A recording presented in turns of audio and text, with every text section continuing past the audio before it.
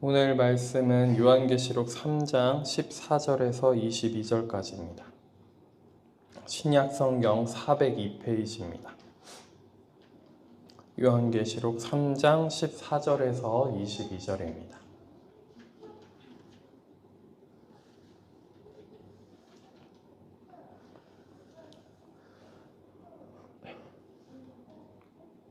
다 찾으신 줄 알고 봉독해 드리도록 하겠습니다.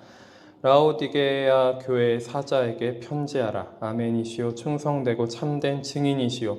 하나님의 창조의 근본이신 이가 이르시되 내가 내 행위를 아노니 내가 차지도 아니하고 뜨겁지도 아니하도다. 내가 차든지 뜨겁든지 하기를 원하노라. 내가 이같이 미지근하여 뜨겁지도 아니하고 차지도 아니하니 내 입에서 너를 토하여 버리리라. 내가 말하기를 나는 부자라 부요하여 부족한 것이 없다 하나 내 곤고한 것과 가련한 것과 가난한 것과 눈먼 것과 벌거벗은 것을 알지 못하는도다.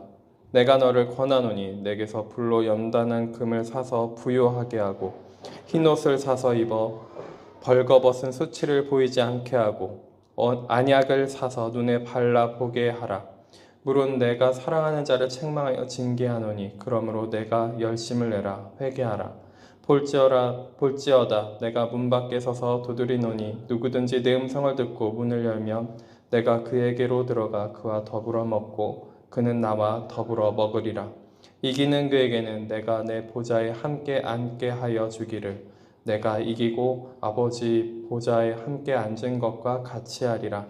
귀 있는 자는 성령이 교회들에게 하시는 말씀을 들을지어다. 아멘.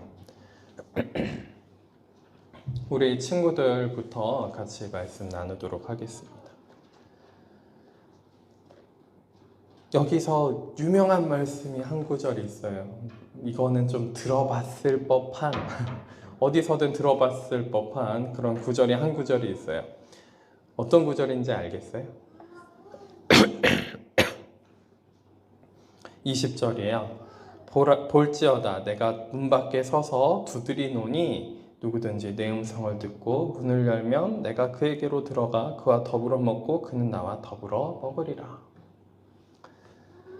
자, 이런 구절이 이게 굉장히 유명한 구절이에요. 어떤 구절이냐면 이렇게 항상 예수님이 우리 문 밖에서 두들기니까 문을 열면은 그분을 영접해서 영접하는 그 예수님을 주님으로 모시는 그런 기도를 하고 혹은 사형리를 전한다든가 전도를 할 때 많이 쓰는 구절이에요. 네, 많이 쓰는 구절이에요. 그래서 예수님이 문 밖에 서서 두들긴다 이런 느낌이 있는, 그쵸? 우리를 맨날 부르시고 찾으시고 이제 그런 느낌이 있는 그런 구절이에요. 그런데 원래 오늘 본문 말씀에 의하면 그런 의미하고 조금 다릅니다. 우리 친구들이 그래도 들을 법 해가지고 말씀을 조금 다른 게 아니라 많이 다른데요. 아무튼 들을 법한 것 같아서 우선 말을 같이 해봤어요. 그러면 우리 친구들은 우리 문 밖에 예수님이 서가지고 똑똑똑 마음문을 두들기고 계시면 어떻게 하고 싶어요? 열고 싶어요. 자, 우리 친구들 혹여나 친구들이랑 이렇게 잘 지내던 친구가 있는데 그렇게 막 친하게 지내지 않던 친구가 한 명 있어요. 그 친구가 너 나랑 친하게 지내자 그러는데 어떤 친구는 뭐예요? 마음문을 열기가 쉬워요, 어려워요? 내가 마음문을 열려고 해도 마음문이 안 열릴 때가 있어요, 없어요? 있어요. 내가 마음문을 막 열려고 할 때 열리지 않는 경우도 있어요. 그죠? 그래요. 자, 이게 쉽지가 않은 것 같아요. 마음문을 연다. 이게 뭘 열라는 건지, 어떤 거를 하라는 건지 좀 어려운 경우들이 많아요. 마음문을 연다는 게 도대체 뭘까? 그래서 목사님이 조금 다르게 얘기를 해줄게요. 마음문을 연다. 문 밖에 서서 음성을 듣고 예수님의 음성을 듣고 문을 연다.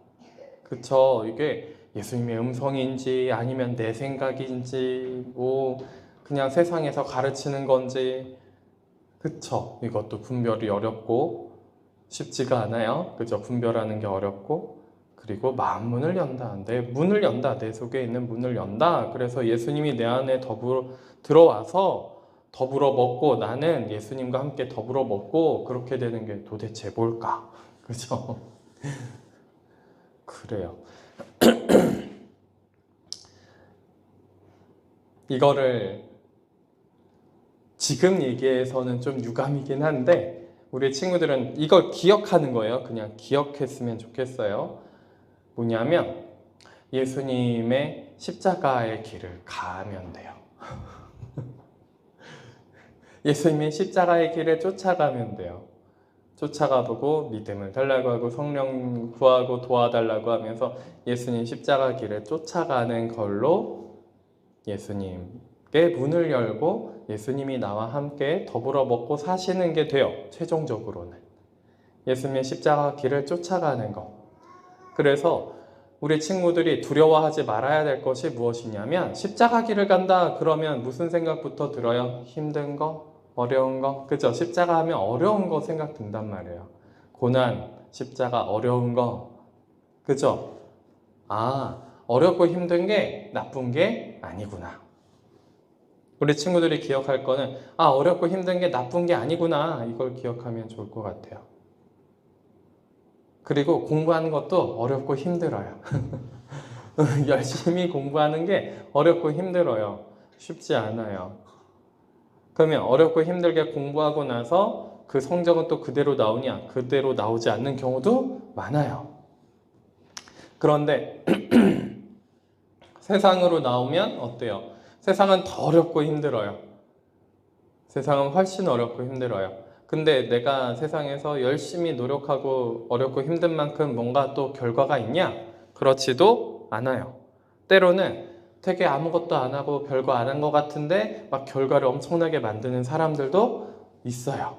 그러면 어떻게 해야 될까요? 어떻게 돼요? 마음이. 배가 아프죠. 질투가 나기도 하고.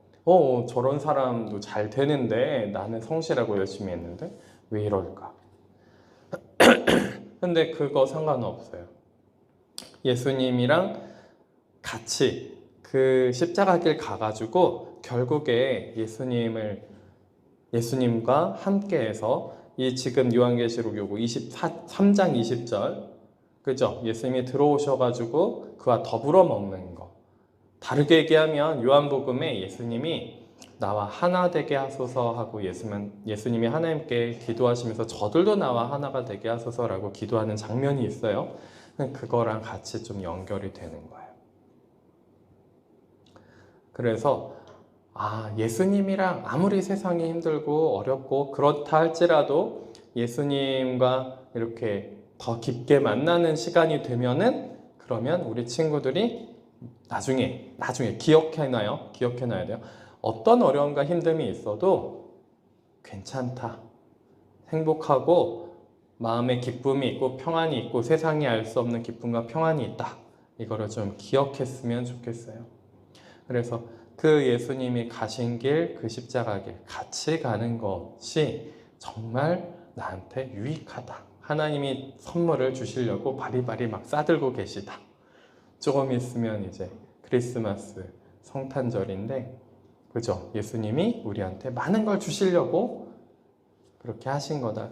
우리의 길을 어떻게 가야 되는지 이 땅에 오셔서 보여주시기도 하고, 죄를 사해 주시려고 어둠에 승리하시면서, 그죠? 당연히 승리하시겠죠? 그러면서 우리 죄를 사해 주시려고 이 땅에 오셨다. 그 길을 따라가는 것을 보여주시려고. 그러니까 뭐라고요? 십자가가 나쁜 게 아니다. 힘들고 어려운 게 나쁜 게 아니다. 오히려 더 좋은 걸 수도 있다. 그렇게 좀 기억하고 생각했으면 좋겠어요. 자, 그러면 여기까지. 그거 하나만 기억해요. 힘들고 어려운 게. 그래요. 자, 그러면은 우리 어른분들 같이 말씀 나누도록 하겠습니다. 라오디게아 교회입니다. 이 교회가 지리적으로 여기가 물이 이렇게 만나는 지역이에요. 뜨거운 물이 내려오는 곳이 있고요. 찬물이 내려오는 곳이 있어요. 여기가 딱 중간 지역이어서 그래서 그 물을 이렇게 계속 모이게 만들었는데 그 물이 이 도시에 모였는데 이 도시는 그래서 뜨거운 물도 아니고 차가운 물도 아니고 맨날 미지근한 물을 쓰는 지역이에요. 네, 그런 지역이에요. 그래서 예수님이 직접 이 교회 사람들한테 그걸 예를 들어서 말씀을 전하신 거기도 합니다. 그러니까 이들이 미지근한 거를 계속 물을 그렇게 쓰고 있으니까 가장 미지근한 게 뭔지 잘 아는 사람이겠죠. 그죠? 어떤 점이 불편하고 어떻게 되는지 잘 아는 사람들일 거예요. 자, 이 교회에 아멘이시오 충성되고 참된 증인이시오 하나님의 창조의 근본이신 이가 이르시되 아멘이시오 그쵸 아멘이 동의한다 믿습니다 라는 의미죠. 충성되고 참된 증인이시오 창조의 근본이신 하나님의 창조의 근본이신 말씀이신 이가 이르시되 예수님이 말씀하신다라는 거죠. 예수님이 뭐라고 말씀하시냐면 내가 너의 행위를 안다.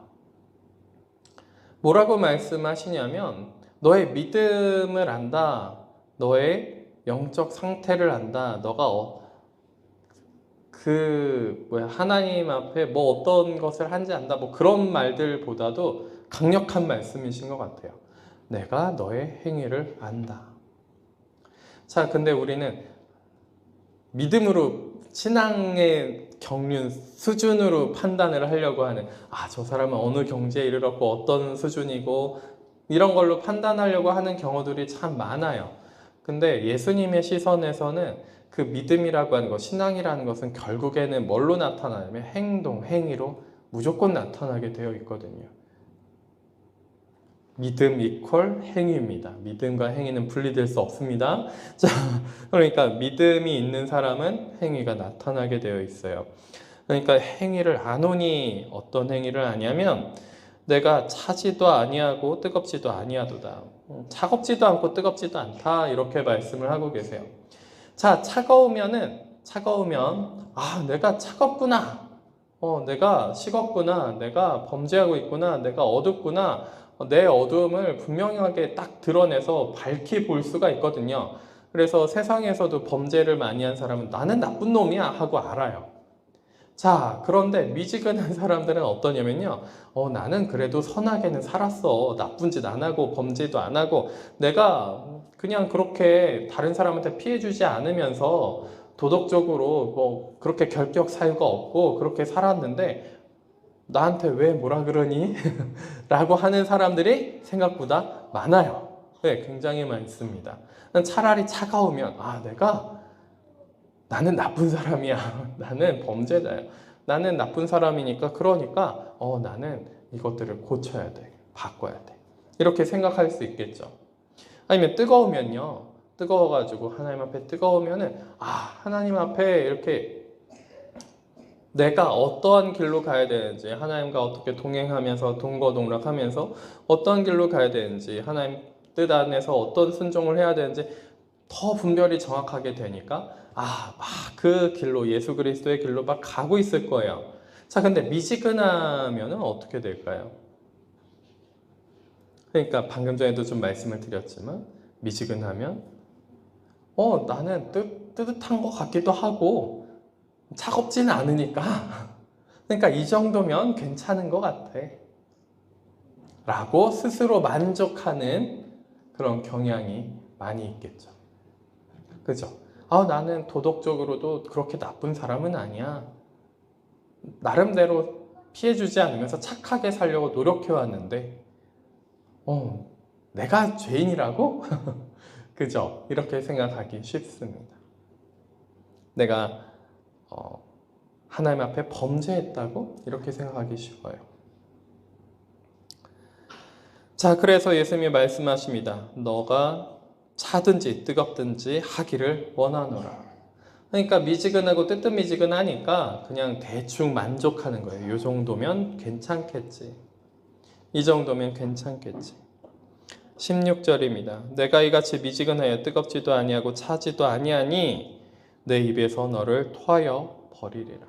자, 이렇게 어설프게 대충, 그죠? 어설프게 대충 스스로 만족하는 그 미지근한 자들에게 예수님이 뭐라고 말씀하셨냐면 내 입에서 토하여 버리리라. 버릴 거다 너를. 이렇게 말씀하고 계세요. 내가 토하여 버리리라. 그런데 제가 지금 말씀드리는 이 사람들은 제가 예를 들은 거를 이제 신앙인이 아닌 것처럼 예를 들었는데 교회에 편지하는 겁니다. 교회 안에도 그런 분들이 있다는 거죠. 그리고 또 한 걸음 더 나아가서 어떠한 신앙 상태가 미지근한 신앙 상태냐면 나름대로 내가 고난을 받았고 나름대로 연단을 받았고 나는 산들을 좀 넘은 것 같고 그러니까 이제 이 정도면 괜찮지 않을까? 뭐 특별히 죄를 더 짓는 것 같지도 않고 신앙생활은 나름대로 하고 있는 것 같고 그러니 나는 괜찮은 것 같아. 이 정도면 괜찮은 것 같아. 라고 생각한다라는 거죠. 또 다르게는 이렇게 생각하실 수도 있어요. 내가 지금 열심히 고난 가운데도 있는 것 같고 어려움 가운데도 있는데 그래서 은혜도 좀 있고 말씀도 깨우쳐지고 있고 나름대로 기도도 하고 있어. 그런데 뭔가 앞길이 뚫리는 것 같지는 않고 뭔가 나아가는 것 같지는 않지만 그렇지만 이 상태 그대로 이렇게 있는 것도 나는 괜찮은 것 같아. 내가 그닥 그렇게 뭔가 문제가 있는 것 같지 않아. 또는 이렇게 생각할 수 있습니다. 어떻게 생각하실 수 있냐면 나는 부족해. 나는 죄인이야. 너무너무 부족하고 죄인이야. 나는 정말 아무것도 못하는 것 같아. 아무것도 못하고 아무것도 제대로 할 수 있는 것이 없는 것 같아. 막 그렇게 얘기는 말은 하는데 가만히 있는 거예요. 예수님이 뭐라고 말씀하시고 있죠? 너의 행위를 안다.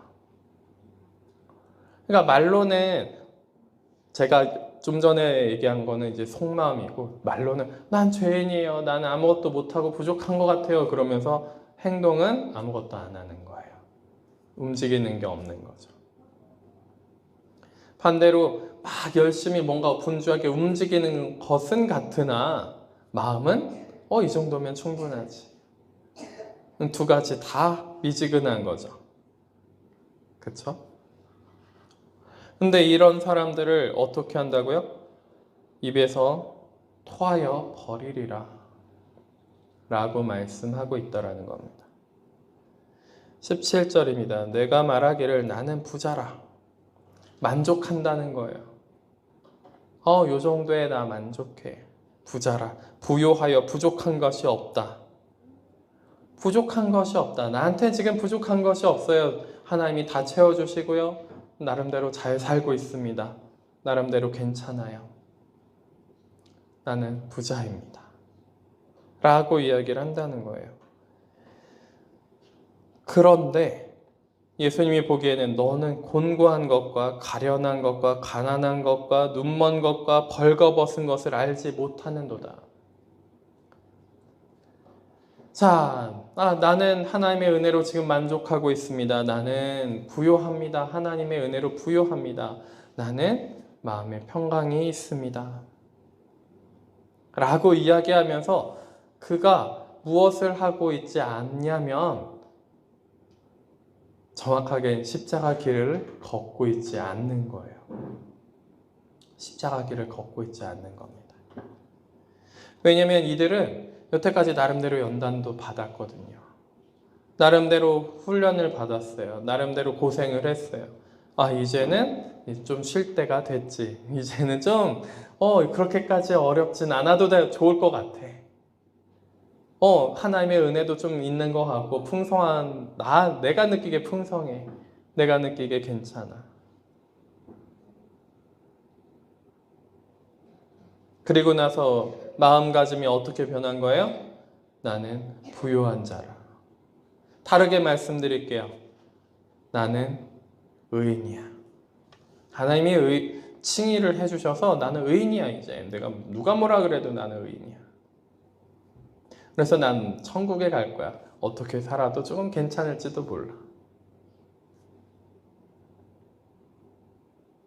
또 다르게는 이럴 수 있습니다. 나는 죄인이고 부족해. 아무것도 아니야. 그러면서 가만히 있는 거예요. 차든지 뜨겁든지 해야 되는데 중간 어설픈 데에 걸쳐가지고 미지근한 겁니다. 진짜로 내가 곤고하고 가련하고 가난하고 눈멀고 벌거벗은 것을 알고 있다면 가만히 있을 수 없을 거예요. 나의 영적인 상태가 뭐예요? 곤고하고 가련하고 가난하고 눈멀고 벌거벗은 것을 알지 못하면 이렇게 미지근하게 있을 수 있겠죠. 근데 안다면 어떻겠어요? 가만히 있지 못하겠죠. 가만히 있지 못할 겁니다. 어떻게 할까요? 예수님을 찾겠죠. 성령님을 구할 겁니다. 막 쫓아다닐 거예요. 아, 내가 가난하구나. 예수님이 산상수훈에서 하신 말씀이 첫 번째가 그거죠. 심령이 가난한 자는 복이 있나니 천국이 저희 것입니다. 자, 우리가 하나님 앞에 더 가까이 가면 가까이 갈수록 우리 심령이 어떻게 되냐면 더 가난해져요. 부유해질 수가 없습니다. 스스로 이 정도면 됐지 하고 만족할 수 있는 그런 상태가 절대로 되지 않아요. 그러니까 지금 이 미지근한 상태가 됐다는 것은 무슨 말이냐면은 스스로 멈춘 거예요. 하나님의 뜻과 하나님의 인도하심을 보기보다도 나는 이 정도면 됐어. 나는 이 정도면 더 이상 하지 않아도 돼. 나는 더 이상 움직이지 않아도 될 것 같아. 라고 생각한다는 거죠. 그래서 더 움직이지 않고 그냥 미지근한 상태로 있는 거예요.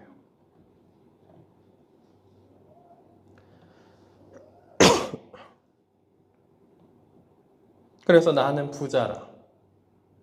부요하여 부족한 것이 없다. 스스로 그렇게 마음을 먹어버립니다. 스스로 마음을 먹어버려요.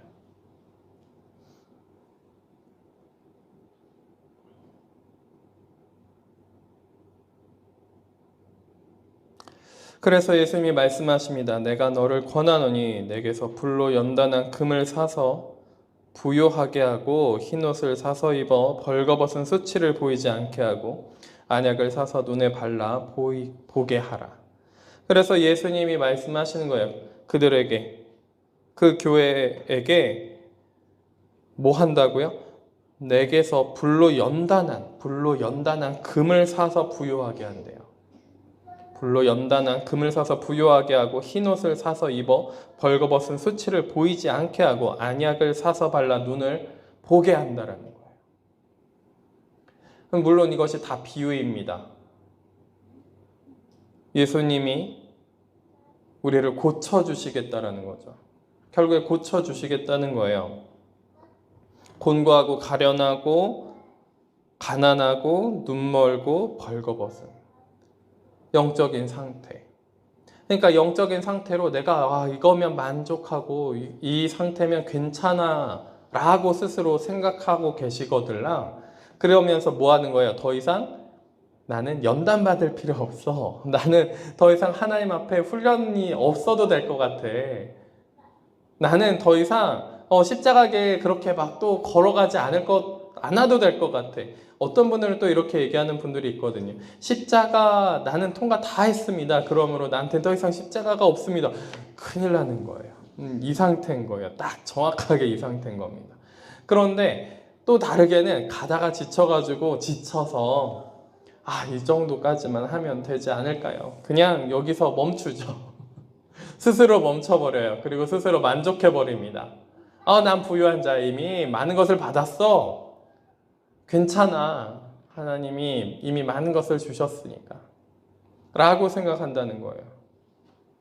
근데 예수님이 보시기엔 뭐예요? 벌거벗은 거예요. 눈 멀어 있는 거예요. 보지를 못하는 사람입니다. 그죠? 가난하고요. 가련합니다. 곤고한 상태인 거예요. 근데 스스로는 스스로를 속여가지고 어떤 상태가 된 거예요? 부유한 상태. 스스로 부자라고 여기는 상태가 되어 있는 거죠. 그래서 이것이 중요합니다. 첫 번째 18절에 예수님이 불로 연단한 금을 사서 주신다는 거예요. 불로 연단한 금을 사서. 뭐가 많이 연상되지 않으십니까? 불로 연단한 금을 사서 주신답니다.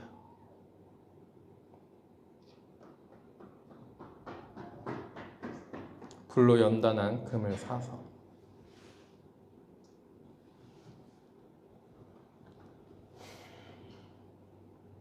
연단시키시겠다라는 거죠. 그죠? 연단시키시겠다라는 거예요. 불로 우리를. 흰옷을 사서 입히고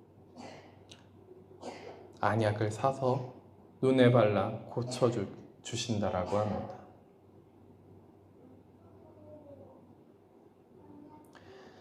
우리를 치유하시고 고쳐주신다는 거예요. 그리고 나서 19절입니다. 물은 내가 사랑하는 자를 책망하여 징계하노니. 갑자기 이게 나와요. 그죠? 지금 제가 설명한 대로 이해하면 별로 갑자기 나오는 것 같이 느껴지시지는 않을 거예요. 그런데 그냥 읽다 보면 갑자기 왜 징계? 왜 책망? 물은 내가 사랑하는 자를 책망하여 징계하노니 그러므로 내가 열심을 내라 회개하라. 사랑하는 자를 어떻게 하신다고? 책망한대요. 징계한답니다. 그러니까 이 교회 사람들이 뭐 한 거예요? 나는 이미 충분히 사랑을 받았어. 더 이상 징계받지 않고 책망받지 않아도 돼. 나는 더 이상 연단받지 않아도 돼. 나는 더 이상 십자가 길을 가지 않아도 괜찮을 것 같아. 좀 쉬었으면 좋겠어. 좀 멈췄으면 좋겠어. 이 십자가 길에서 좀 멈췄으면 좋겠습니다. 언제까지 저를 이렇게 연단시키실 겁니까? 저를 언제까지 이렇게 들들 볶으시겠습니까? 막 그러는 상태가 곧 뭐예요? 미지근한 상태라는 거죠. 저는 이미 충분히 만족합니다.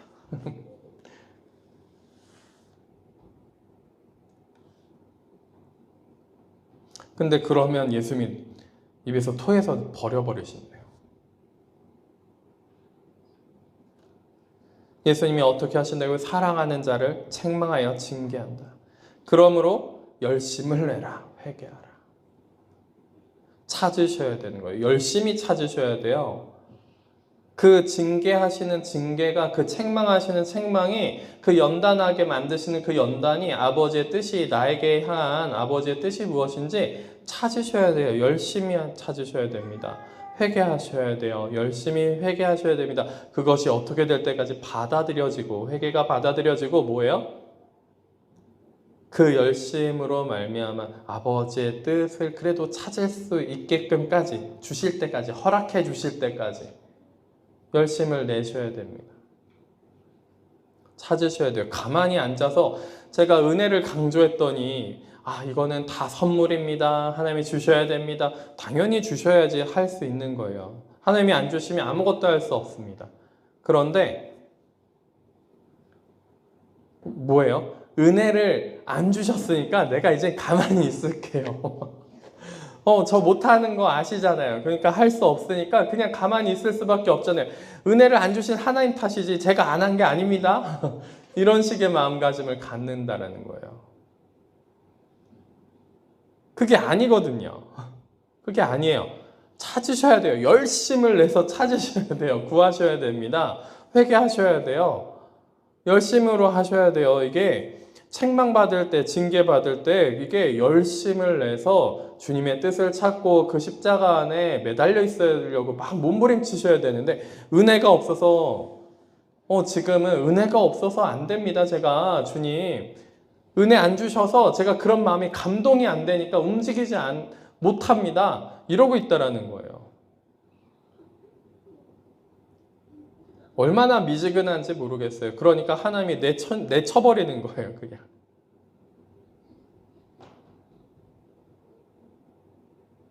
예수님이 입에서 토하여 버려버리시는 거예요. 얼마나 완악한 상태가 되어 있는지 모르겠습니다. 마음이 가난하고 내가 영적 갈급함이 있는 것을 느끼면 은혜를 주실 때까지 기다리는 것은 맞아요. 기다려야죠. 기다리는데 열심히 찾아야죠. 열심히 구해야죠. 몸부림쳐야죠. 나의 마음이 아버지 앞에 향하고 있다는 것을 분명하게 내 행위로, 내 행동으로 보여드려야죠. 저는 아버지께서 저를 메마르게 하시고 십자가 가운데서 죽어가게 하시고 연단받게 하시고 불로 징계받는 것 같고 책망받아서 막 혼란스럽고 하나님이 나를 사랑하나? 나를 버리신 거 아닐까? 막 그런 생각이 막 나를 불어넣듯이 나를 감싸고 있고 온갖 정죄가 나를 뒤집어 써가지고 우겨쌈을 당하고 있고 막 좌절되고 실망되고 아프고 고통스러운 그 가운데 뭐 하셔야 되는 거예요? 아버지, 저는 아버지밖에 없습니다. 제가 아버지를 찾겠습니다. 주님, 저에게 은혜를 허락하여 주시옵소서. 그럼에도 불구하고 주님, 저는 아버지를 찾겠습니다. 말씀 읽으면서 은혜를 구하면서 찾아야 되고요. 기도하면서 기도의 자리에 나아가서 주님, 저를 구해주세요. 그러면서 찾으셔야죠. 그러면서 제가 회개할 것이 있습니까? 알려주시옵소서. 회개할 것을 알려주시옵소서. 그러면서 찾으시고 열심을 내셔야죠. 사랑하는 자에게 책망하여 징계하신대요. 예수님이 사랑하는 자에게. 그 목적이 뭘까요? 왜 사랑하는 자한테 책망하고 징계하시나요? 더 거룩해지고 온전한 사람이 되게 만드시려는 겁니다. 그 십자가 길에서 하나님의 영광에 참여하는 자가 되게 만들려는 거예요. 그 십자가 길을 같이 따라가지 않으면 그 영광에 참여하는 자가 될 수가 없습니다. 없어요. 그러니까 믿음이 내 안에 그래도 씨앗이라도 있으니까 그 믿음의 씨앗을 들고서 뭐 하는 거예요? 열심을 내야 되는 거예요. 그래서 우리는 참 딜레마에 빠져 있습니다. 예전에 저희 사모한테도 예전에 그죠? 막 열심히 막 이것저것 준비해가지고 막 빵 만들고 한 적이 있어요. 저희 교회 예배당 처음 있을 때. 막 그때 굉장히 열심히 빵을 만드는 거예요. 그러더니 피골이 상접해지면서 저한테 너무 힘들어. 아니 그러면 좀 쉬면서 해. 은혜 가운데 거하려고 기도하고 은혜를 구하고 기다리면서 그 마음이 변화되도록 그 안에 있어 보도록 기도해봐. 그랬더니 아무것도 안 하고 가만히 있는 거예요. 기도는 했겠죠. 그랬는데 또 아무것도 안 하고 가만히 있으니까 하나님도 아무것도 안 하고 가만히 계신 거죠. 사모한테. 그러니까 제가 그때 또 사모한테 뭐라 그랬냐면 가만히 있으면 어떡해, 움직여야지. 그랬더니 그때 사모가 저에게 했던 말이 아직도 기억납니다. 그럼 어떻게 하란 말이야? 움직이지도 못하겠고 움직이면 다 죄 같고 자아 같고 아무것도 못할 것 같고 너무 고되고 힘들고 마음이 어렵고 좌절되고 실망스럽고 그쵸? 안 움직이고 있으면 움직이라고 하고 뭐 어떻게 하라는 거야?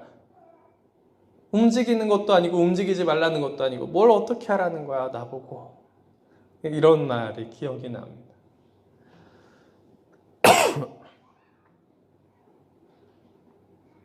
하나님의 세계는 그 움직이고 움직이지 않고가 아니라 실은 그 뒤에 있는 본질에 있습니다. 움직이면 다 자아 같고 절망스러운데 그쵸? 그러니까 사랑하는 자에게 책망하여 징계하는 거예요. 그거를 다 떼서 없애주시려고. 그래서 우리는 내가 행하는 것이, 내가 움직이는 것이 전부 다 자아 같고 죄 같을 때가 있어요. 그렇더라 할지라도 그때 계속 움직이셔야 돼요. 그러니까 너무 고되게 움직이란 뜻이 아니에요. 과로하면서 움직이란 뜻이 아니에요. 기도하고 말씀 보고 내가 섬길 것은 섬기고, 근데 내가 섬기는데 막 나를 드러내려면서 섬기는 그 자가 먼저 막 나가서 나를 앞서가고 있어요. 상관없어요. 하세요. 주님, 제가 가려고 움직이려고 가는데, 섬기려고 하는데 자가 먼저 앞서서 갑니다. 그래서 내가 영광 받고 싶어 합니다. 주님, 이것을 주께 드립니다. 근데 섬겨야 되겠긴 섬겨야 되겠으니 섬기겠습니다. 그러면서 움직이긴 하시라는 거예요. 그러면서 그 가운데 치열하게 뭐 하셔야 돼요? 그렇게 섬기면서 내 자아를 보는 거예요. 나를 보는 거예요. 나의 상태, 나의 영적 상태, 내가 어떤 사람인지를 철저하게 보셔야 돼요. 그러면 거기서 뭐 할 수 있어요? 내가 얼마나 죄인인지 볼 수 있거든요. 차가워지는 거예요. 미지근해지지 않습니다. 절대로. 차가워져요. 그러니까 하나님 앞에 주님 맞습니다. 제가 죄인입니다. 보혈의 능력이 그 어느 때보다도 많이 필요합니다. 이런 상태가 되어버리는 거죠. 이런 상태가 되면 너무너무 감사하죠. 너무너무 감사합니다. 근데 그렇게 그 사랑하는 자에게 예수님이 징계하셔가지고요, 책망하셔서 징계하셔가지고 그것들이, 그 자들이 이제는 어느 날 보니까 은혜로 말미암아 사라져서 그냥 섬기고 주님께 영광 돌리는 날이 또 생긴다라는 거예요. 얼마나 감사해요. 얼마나 감사합니까? 그러면 그때 또 뜨거워지겠죠. 아, 주님께서 하셨습니다. 주께서 이거 내 해결되지 않는 이 뭐예요? 곤고함, 가련한 것을 씻어주셨습니다. 불에 연단한 금으로 부욕케 하셨습니다. 그러면서 또 주님 앞에 영광 돌리면서 달려나갈 것입니다. 뜨거워진 상태가 되겠죠. 미지근해지지는 않을 것입니다. 그러니까 내가 고난을 많이 받아서 이제는 좀 쉬고 싶다, 혹은 내가 연단을 많이 받아서 이제는 쉬고 싶다, 혹은 뭐 한 거예요? 내 속에 있는 자아가 너무 많이 움직이니까 내가 어떤 것도 할 수 없겠다. 같은 말이긴 해요. 그죠? 같은 말입니다. 내가 어떤 것도 움직이지 못하고 행동도 못하겠어, 말도 못하겠어, 말 한마디도 꺼내기가 참 힘들어. 그게 아니에요. 그런 상태에 있으시더라도 계속 기도하셔야 되고 말씀을 보셔야 되고, 내가 이렇게 기도했어요 라고 말하는데 그거 자체가 뭐라고 느껴지는 거예요? 내가 같이 기도하겠습니다, 제가 기도해 드릴게요, 기도 제목 물어보면 내가 기도하는 거예요. 이런 게 막 느껴질 때들이 있단 말이에요. 그거를 십자가를 통해서 넘어가야죠. 내가 기도했더니 하나님이 응답하셨어. 내가 기도했더니. 근데 안 느껴지는 상태도 있어요. 아직 거기에 도달하지 못해서 아직 그것을 모르고 내가 기도할게요, 내가 기도하면 됩니다, 이렇게 하시는 분들이 있긴 하지만 어느 순간 아버지께서 빛을 비춰주시면 그 모든 것들이 자아처럼 느껴질 때가 있습니다. 어둠처럼 느껴질 때가 있어요. 그러면 기도를 멈추냐? 아니에요. 계속 하셔야 되는 거예요. 말씀을 읽는데 깨달아지지가 않아요. 막 계속 공허해요. 이게 글자는 뭐, 이게 예수님 말씀하신 거는 이게 붉은 빛이고 검은 거는 글자요, 하얀 거는 종이요, 이게 무슨 뜻인지 모르겠나이다. 주님 성령 보고 깨닫게 해달라고 읽으라고 했는데 읽을 때마다 하품이 나고 잠을 먼저 청하게 되는 저의 모습을 보게 됩니다. 막 이게 깨달아지지가 않아요. 막 멍하게 머리가 날아가 버린 것 같아요. 멈추지 마세요. 한 절이라도 읽고 곱씹으세요. 이게 내가 너무 연단을 많이 받아가지고 이제는 더 이상 읽지 않아도, 내가 아무리 읽어도 지금 안 들어오는데요. 그게 아니에요. 열심을 내서 읽으셔야 돼요. 주님, 저에게 무슨 문제가 있는데 이게 왜 읽어지지도 않고 깨달아지지도 않습니까? 주님, 저의 문제를, 저의 내면의 영적인 상태를 치유해 주시옵소서. 그러면서 읽으셔야죠. 한 절이라도. 그래서 이렇게 말씀하신 거예요. 너가 열심을 내라, 회개해라. 내가 연단받은 것들을 보기도 하고 내 속에 있는 자아를 보기도 하니까 막 난리가 나 있는 거죠, 지금 내 속에. 그러니까 멈추고 싶은 거예요. 멈추면 자아가 더 이상 난동을 필 것 같지도 않고, 멈추면 그 십자가가 더 이상 나한테 임할 것 같지도 않고, 고통스러울 것 같지도 않고, 그런 거에 속아버립니다.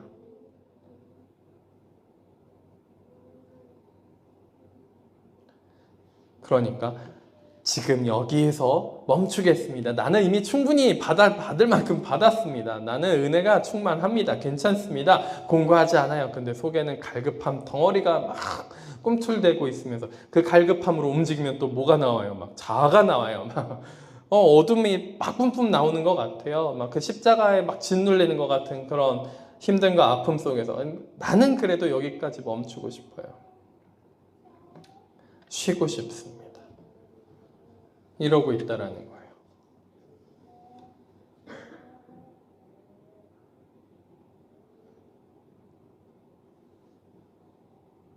그래서 20절에 이제 예수님이 말씀하십니다. 볼지어다 내가 문 밖에 서서 두드리노니 누구든지 내 음성을 듣고 문을 열면 내가 그에게로 들어가 그와 더불어 먹고 그는 나와 더불어 먹으리라.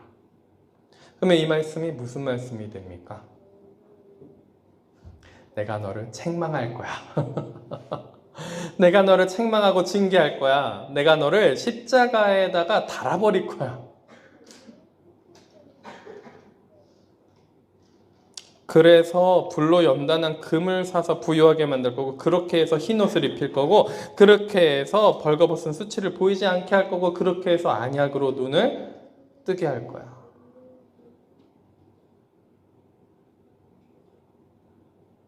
내가 문 밖에 서서 문을 두드리노니 열어라. 그러면 내가 너에게 들어가서 너와 더불어 먹고 그는 나와 더불어 먹으리라.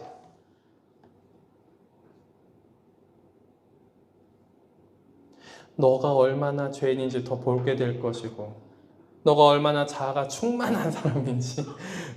웃음이 나오죠. 심각하시죠? 저는 재밌네요. 물론 저도 겪는 그 시간대 얼마나 괴로웠는지 모릅니다. 너무 괴로웠어요.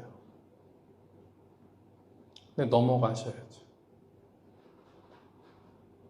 살리시는 길, 십자가 길. 문 밖에서 서서 두드리노니 왜 문을 닫은 거예요? 책망을 더 안 받으려고, 십자가 더 안 지려고. 예수님 영접하는 무신론자들이나 혹은 아직 신앙이 전혀 없는 사람들한테 하신 말씀이 아닙니다.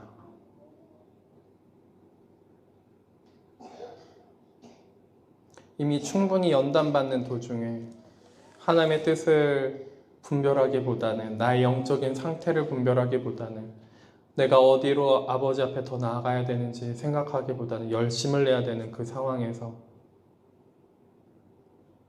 그냥 놔버린 거죠.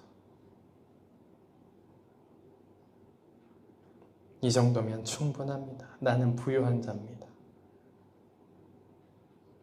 그러니까 예수님이 얘기하신 겁니다. 볼지어다 내가 문 밖에 서서 두드린다.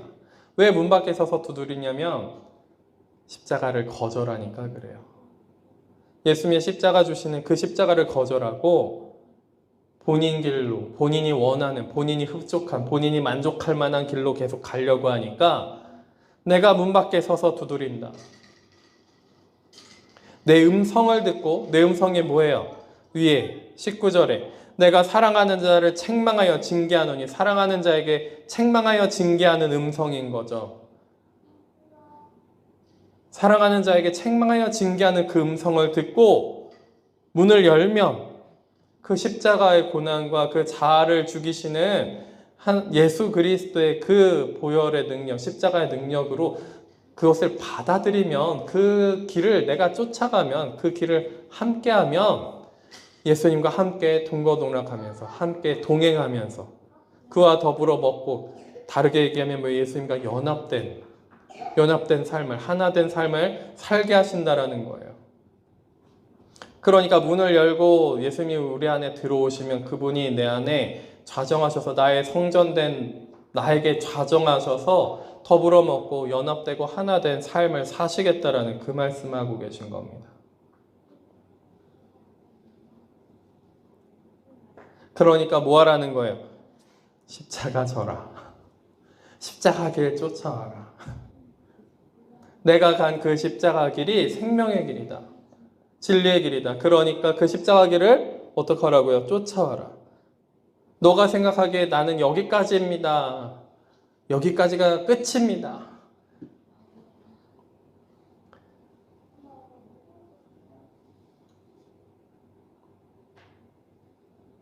내가 생각하는 게 끝이 아니에요.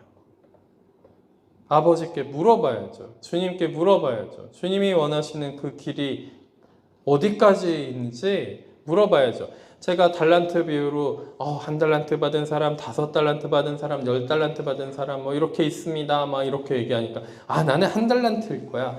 그 본인이 어떻게 알아요? 본인이 어떻게 합니까? 나는 여기까지가 끝이야. 더 이상 가지 않아도 괜찮을 거야. 어떻게 알아요? 그 1달란트 받은 사람이 땅에 묻어두고서 당신은 심지 않은 데서 거두고 불의한 데서 취하는 줄 알아서 제가 이것을 묻어놨습니다. 그 사람이 미지근한 사람이에요. 그 사람이 미지근한 사람입니다. 입에서 토해서 버리리라. 그는 가진 것도 뺏어가지고 10달란트 있는 사람한테 주고, 그는 저기에 내쫓겨가지고 이를 갈며 슬피 울며 원망하리라. 그게 미지근한 사람입니다.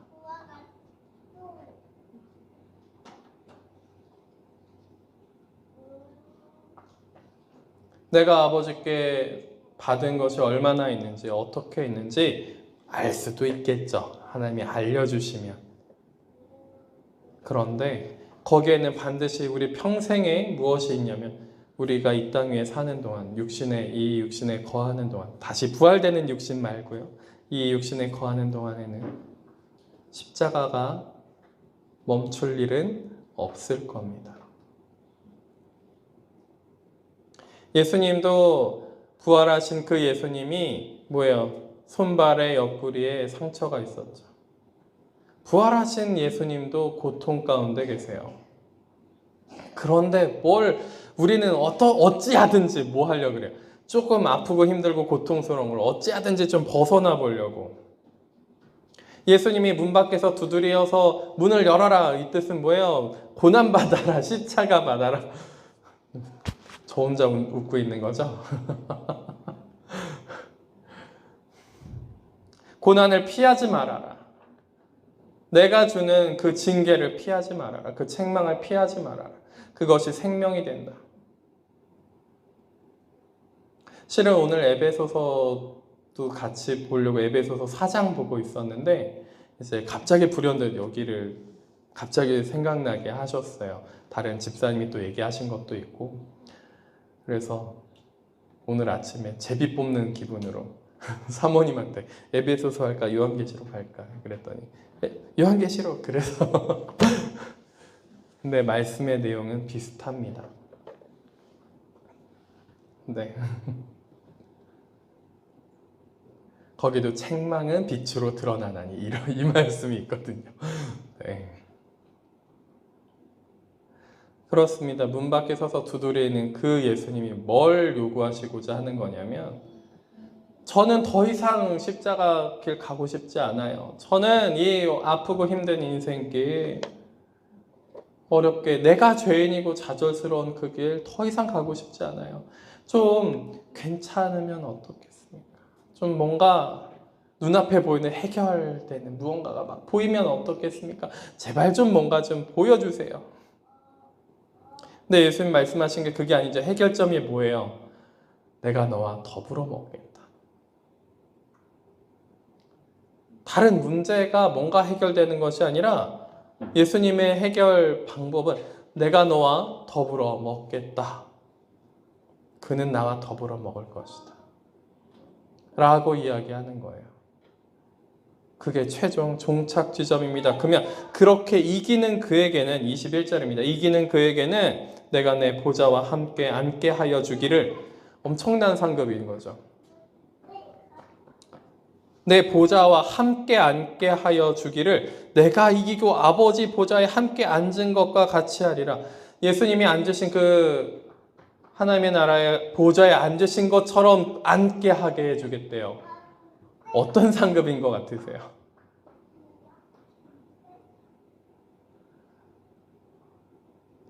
제가 그래서 함부로 막 얘기하지 않으려고 합니다. 이 부분은.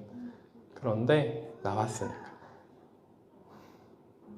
예수님과 뭐 한다고요? 더불어 먹는다. 연합된다. 하나 된다. 주님이 원하시는 게 그거예요. 그래서 뭐 하고 싶으셔요? 내가 보좌에 앉는 것처럼 너희도 그 아버지의 영광의 보좌에 앉게 하고 싶다. 이기는 그에게는. 이미 이 라오디게아 교회는 엄청난 연단 가운데 있었던 교회로 보입니다.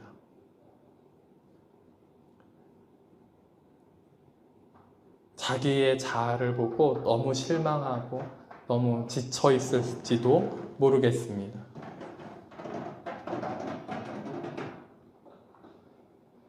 그런데 그들에게 멈추지 말아라. 멈추지 말아라. 열심을 내라. 회개를 해라. 내가 사랑하는 자에게 책망하여 징계한다. 너희에게 있는 그 징계가, 너희에 있는 그 책망 같은 그 일들이 너희를 사랑하지 않아서가 아니라, 너희를 버려서가 아니라, 너희를 동떨어 버려서가 아니라 사랑하기 때문이다.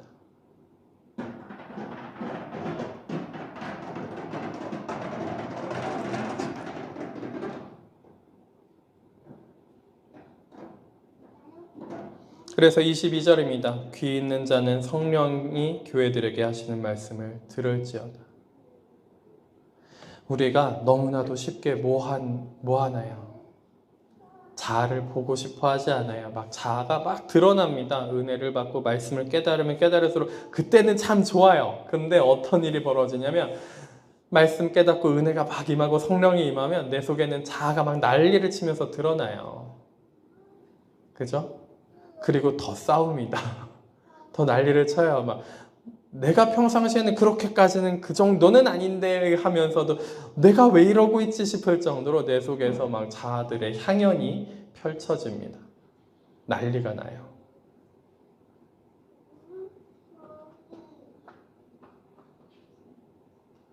그리고 환난과 여러 가지 어려움들이 막 겹쳐서 막 일어나기도 해요.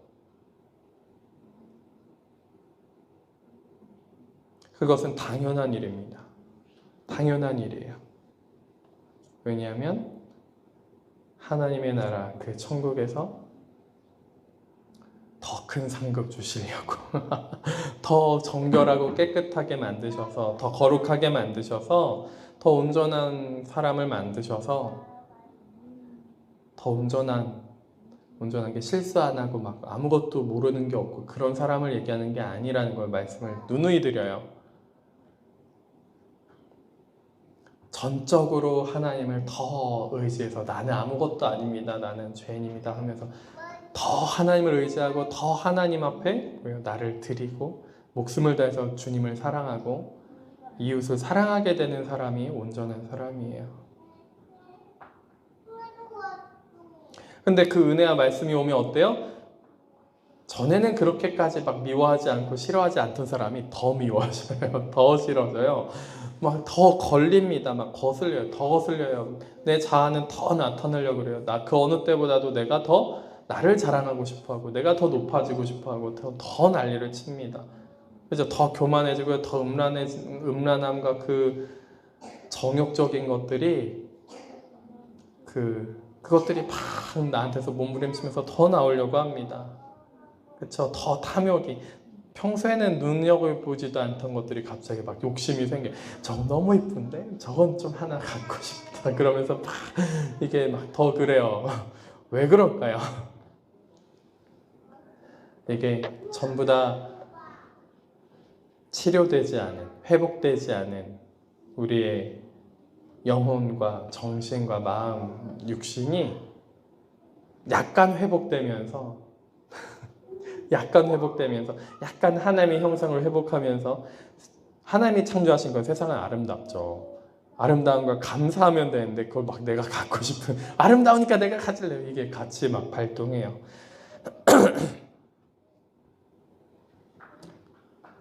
나중에 더 이런 부분들에 대해서 더 구체적으로 나눠보는 시간을 가졌으면 좋겠습니다. 그래요. 그러면 멈추지 마시고 뭐 하셔야 돼요? 열심을 내셔야 돼요. 내 자아가 너무 많이 보인다고 멈춰야 되겠다. 그것이 아니라 열심을 내셔야 돼요. 오늘 말씀이 강력한가 더 난리를 치네요. 강력한 거는 잘 모르겠고 더 난리를 치네요.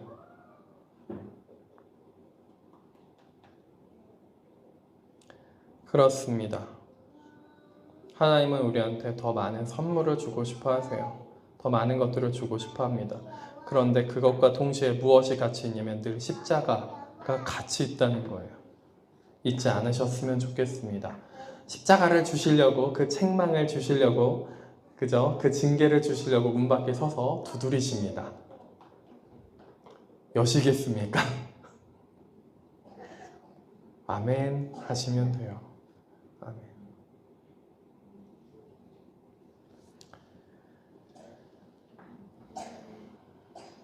그러면 예수님이 우리와 더불어 먹으실 겁니다. 우리와 연합하시고 하나 되실 줄로 믿습니다. 기도하시겠습니다. 하나님 아버지 감사합니다. 주님, 주께서 우리에게 정말 좋은 것으로 주시기 위하여서 십자가를 허락하시는 줄 믿습니다. 우리가 때로는 버림받을 것처럼 보일 때가 있습니다. 우리가 때로는 낭망하여 좌절할 때가 있습니다. 주님, 그때 찾아오셔서 저희들을 회복시켜 주시고 어떻게 치유하여 주시는지 알려주시고 깨닫게 하셔서 예수님께서 주시는 그 생명의 양식을 받아들여 소생하고 생명이 되는 그 길을 가기를 원하오니 주님, 그 십자가를 거절하지 말고 분별하여서 나의 상태를 분별하여서 아버지 앞에 정확하게 그 인도하시는 길로 따라갈 수 있도록 함께하여 주시옵소서. 은혜가 아니면 또한 깨닫기 어려운 줄 압니다. 은혜가 아니면 저희가 그 길 따라가는 것도 정말 어려운 줄 압니다. 주님, 은혜를 허락하여 주시옵시고 충분히 따라갈 수 있도록 아버지의 그 하나님의 나라의 평화와 평강이 함께하는 것도 보게 하시고 주님의 은혜가 함께하는 것을 보게 하여 주시옵소서. 주님, 저희들에게 있는 모든 것, 재정과 시간, 모든 것이 아버지의 것임을 압니다. 이 모든 것을 주님께 돌려드립니다. 아버지 앞에 드리오니 주님 받으시고 저희들을 주관하여 주시옵소서. 감사합니다. 예수 그리스도 이름으로 기도드립니다. 아멘. 찬송가 337장입니다.